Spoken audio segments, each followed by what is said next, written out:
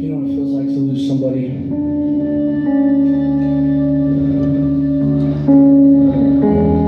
I'm right there with you.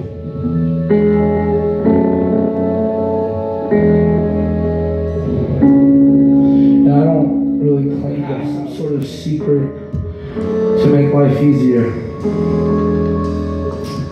All I have to offer you is my experiences, which is the same thing you all have to offer us. But what I've learned through my experiences is that when somebody loves you and then they leave, whether it be because they passed away or because they simply moved on, the love they shared with you can live on just as long as you choose to share it with others.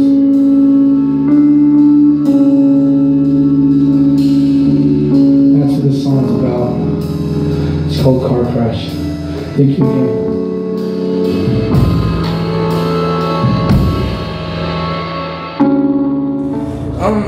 You know, the first half of the set, I'm kind of making jokes in between songs, and I'm trying to kind of work into not a mindset, but kind of work into the zone, I guess. Lame way to say it, but usually I'm just thinking about, you know, what's, I don't know if I'm thinking about anything, to be honest. Like these are the first few songs I'm making jokes, I'm thinking about, you know, let's entertain, let's have fun. And then once we kind of get to the third song, that's when I kind of stop thinking and I kind of just go into a spiritual realm, I guess. Because no other love would accommodate my selfish blindfold so easily. And I was afraid to change, but I was afraid of not changing. I was afraid to change. And I was writing poems for a high school newspaper, and I liked it. I was doing video journalism for an online newspaper. They asked me to do poetry because I had written poems for an English class.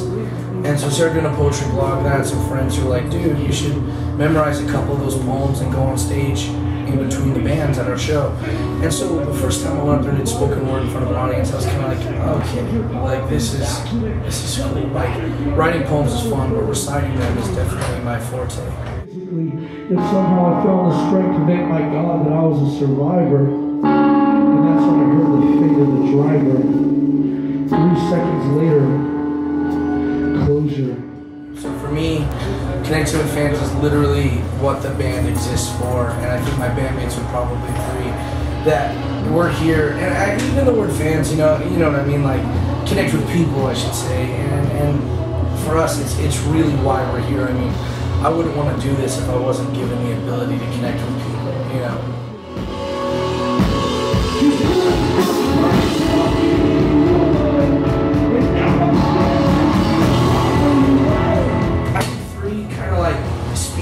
In the set, and one of them is the exact same every night. It's on script, and then the other 2 are kind of just what's in my head. And yeah, I always talk about, I believe in God, I believe in love, but most of all, I believe if you don't believe in God, you still deserve love. And I think, you know, we call ourselves a Christian band because we're Christians, and we do this because we believe in love, and we want to share that with others. And I think, like, a lot of times as a Christian band, people are like, oh, it's a Christian band, that sucks, you know.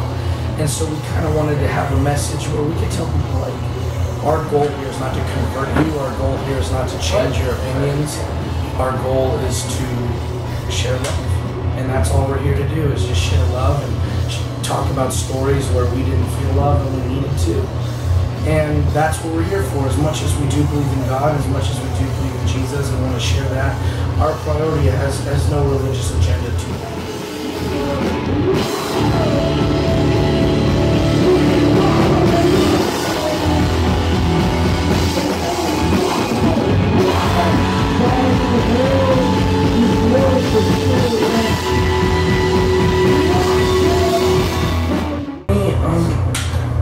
As a poet, you know, words were always what I had.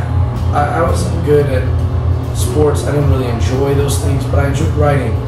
And I was always in like punk bands and hardcore bands and even like metal bands and stuff. And I always played music as a, you know, an outlet, an energetic way to express myself. But poetry was always what I wanted to do with my life. And I started doing poetry with music with my buddy Kevin, the first guitarist in the Hotel Books. And he and I just connected, and I realized, like, you know, words can only do so much, but music can do anything. You know what I mean? Like, what I say is what I say, and if people get it, they get it, and if they don't, they don't. But maybe with music, there's people who, like, maybe they don't get what I'm saying, but the music gives them something to grab onto that makes sense to them, or relates to them, or communicates a message to them that language can't. And so music to me is the backbone of what I do and what my life revolves around. That you choose to share love with others is a day where you're partaking in the most beautiful gift that we've ever been given. And the first step is to tear down the walls that we built between each other.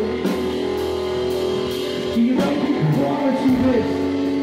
No matter how beat up you've been, no matter how many lies you've floated around in your head, you are deserving of love.